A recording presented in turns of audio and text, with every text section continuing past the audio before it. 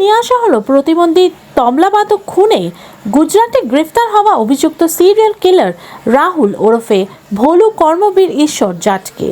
বুধবার বিকেলে মুম্বাই থেকে গীতাঞ্জলি এক্সপ্রেস করে অভিযুক্তকে নিয়ে আসে রেল পুলিশের আধিকারিকরা। ধৃতকে আজ হাওড়া আদালতে তোলা হবে। হাওড়াগামী ডাউন কাটিহার এক্সপ্রেসে গত মাসের 22 তারিখে প্রতিবন্ধী কামরা থেকে উদ্ধার করা হয়েছিল তবলাবাদক সৌমিত্র চট্টোপাধ্যায়ের দেহ। ওই ঘটনায় যুক্ত ছিল রাহুল।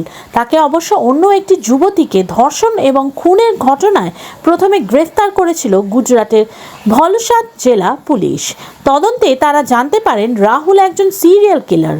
গত কয়েক মাসে তবলাবাদক ছাড়াও আরও 5টি খুনের সঙ্গে সে জড়িত।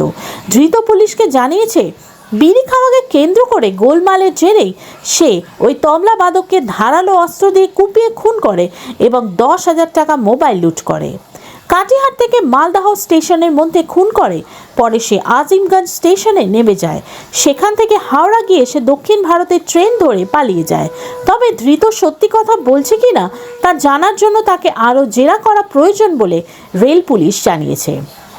এই ঘটনার পর রেল পুলিশ এবং গুজরাট পুলিশ বিভিন্ন স্টেশনে সিসিটিভি ফুটেজ পরীক্ষা করে খুনিকে শনাক্ত করে। হরিয়ানার এই যুবক রাহুল জন্ম থেকে পোলিওর কারণে ঘুরিয়ে হাঁটে। পুলিশের সিসিটিভি ফুটেজ পরীক্ষা করে ওর হাঁটার ধরন দেখেই খুনিকে শনাক্ত করে। ব্যুরো রিপোর্ট, আরজি সমাচার।